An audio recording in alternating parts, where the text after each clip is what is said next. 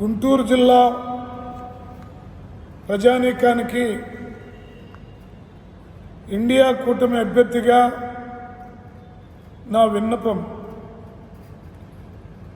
మే నెల 13వ తేదీ జరగబోతున్నటువంటి సార్వత్రిక ఎన్నికలు దేశవ్యాప్తంగా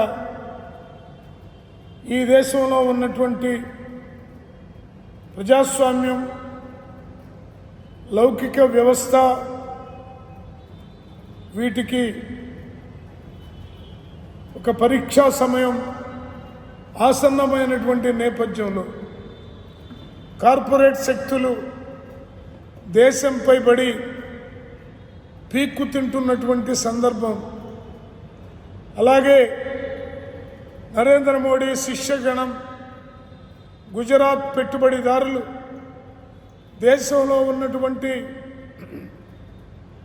ప్రభుత్వ పారిశ్రామిక రంగాల్ని దోచుకు తింటున్నటువంటి వైనం, అలాగే జాతీయ బ్యాంకులన్నీ 27 మంది గుజరాత్ పెట్టుబడిదారులు కొల్లగొడుతున్నటువంటి సందర్భం, అలాగే ఈ దేశంలో ఖచ్చితంగా ఎన్నికల ముందు మెజారిటీ మతంగా ఉన్నటువంటి హిందూ మతానికి సంబంధించినటువంటి ఓట్లు కొల్లగొట్టడానికి, మైనారిటీల మనోభావాల్ని దెబ్బతీయటానికి సిఏఏ, ఎన్ఆర్సీ లాంటి రాక్షస చట్టాల్ని నరేంద్ర మోడీ ప్రభుత్వం తీసుకొచ్చినటువంటి ఈ సందర్భంలో భారత రాజ్యాంగాన్ని కూడా సమూలంగా మార్చేస్తామని బీజేపీ ఎంపీగా పోటీ చేస్తున్నటువంటి అనేక మంది నేతలు తమ యొక్క వాగాడంబరాన్ని ప్రదర్శిస్తున్నటువంటి నేపథ్యం, అలాగే భారతదేశంలో ఉన్నటువంటి ఆర్థిక వ్యవస్థ కుప్పకూలి కనీసం 2 పూట్ల తినడానికి కూడా తిండి లేని స్థితి ఏర్పడినటువంటి స్థితిలో ఇవాళ ఎన్నికలు జరగబోతా ఉన్నాయి.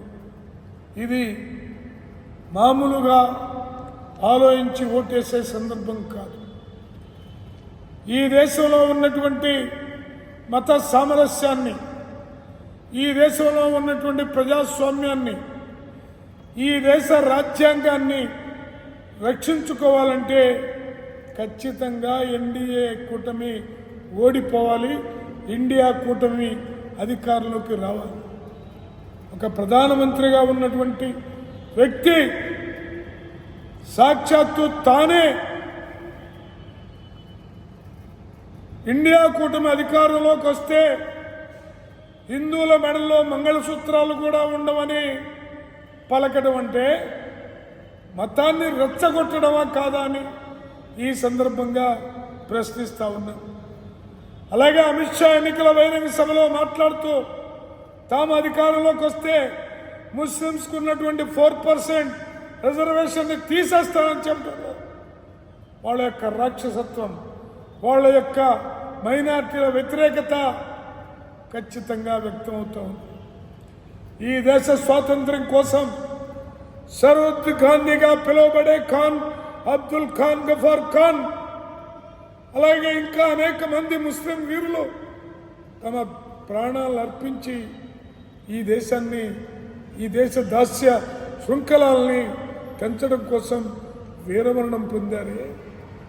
అసలు ఈ దేశంలో ఉన్నటువంటి అన్ని మతాలు, అన్ని కులాలకి భారతదేశంపై హక్కు ఉన్నది. మీరెవరు చెప్పడానికి? ఫలానా మతం, ఫలానా మతం చెప్పే హక్కు ఎవరిచ్చారు మీకు? లేని హక్కును ఆపాదించుకొని దేశంలో ఉన్నటువంటి మొత్తం వ్యవస్థని నాశనం చేస్తున్నటువంటి బీజేపీని తరిమి కొట్టాల్సిన అవసరం ఉంది. మణిపూర్ దురాగతం చల్లారలేదు. గుజరాత్లో జరిగిన మారణకాండ ఇంకా మర్చిపోలేదు. ఒకనాడు నరేంద్ర మోడీని రాష్ట్రంలో కాలు కూడా పెట్టలేనన్న చంద్రబాబుకి ఇవాళ నరేంద్ర మోడీ ముద్దొస్తా ఉన్నాడు.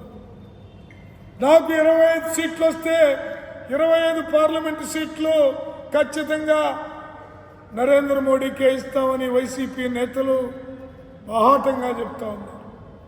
ఈ దశలో ప్రజలు గనక ఆలోచించి విజ్ఞతగా ఓటు గనక వేయకపోతే మనకున్నటువంటి మనల్ని మనం కోల్పోవడంతో పాటు మన వ్యవస్థలన్నీ ధ్వంసం అయిపోయే ప్రమాదం కూడా ఉంది. జగన్మోహన్ రెడ్డి, చంద్రబాబు నాయుడు ఆరాటపడతా ఉన్నారు. ఏం చేశాడు నరేంద్ర మోడీ ఈ రాష్ట్రానికి? ఏమి సాధించాం మనం ఆయన పట్టుకొని? అమరావతి రాజధాని సాధించామా? ప్రత్యేక తరగతి హోదా విభజన హామీలు తిరుపతి వెంకటేశ్వర స్వామి మీద ప్రమాణం చేసి చెప్పాడే, ఇచ్చాడా? విశాఖ రైల్వే జోన్ ఇచ్చాడా? కడప స్టీల్ ఫ్యాక్టరీ ఇచ్చాడా? ఏమీ ఇవ్వకుండా మిమ్మల్ని కొద్దిగా భయపెట్టగలే ఆంధ్రప్రదేశ్ ప్రజల యొక్క మనోభావాల్ని దెబ్బతినే పద్ధతుల్లో సరెండర్ అయ్యే హక్కు మీకు ఎవరిచ్చారు? అందుకే చెప్తున్నాం, నరేంద్ర మోడీ తొత్తుల్ని ఓడించండి. డబ్బుతో గెలుద్దాం అనుకునే ధన మధాంధుల్ని ఓడించండి. ఇండియా కూటమిని గెలిపించడం అంటే ఈ దేశ స్వాతంత్రాన్ని రక్షించడం. ఇండియా కూటమిని గెలిపించడం అంటే ముస్లిం మైనార్టీలు, క్రిస్టియన్ మైనార్టీల హక్కులను రక్షించడం. అలాగే ఇండియా కూటమిని గెలిపించడం అంటే భారతదేశ ఆర్థిక వ్యవస్థని రక్షించడం. ఇండియా కూటమిని గెలిపించడం అంటే భారతదేశ స్వాతంత్రాన్ని కాపాడటమని అర్థం చేసుకొని ఇండియా కూటమి అభ్యర్థిగా నిలబడ్డటువంటి నాకు కంకి కొడవలి గుర్తుపైన కాంగ్రెస్, ఆమ్ ఆద్మీ, సిపిఎం బలపరిచినటువంటి అభ్యర్థిగా నాకు కంకి కొడవలి గుర్తుపై ఓటేసి గెలిపించవలసిందిగా విజ్ఞప్తి చేస్తా ఉన్నాను.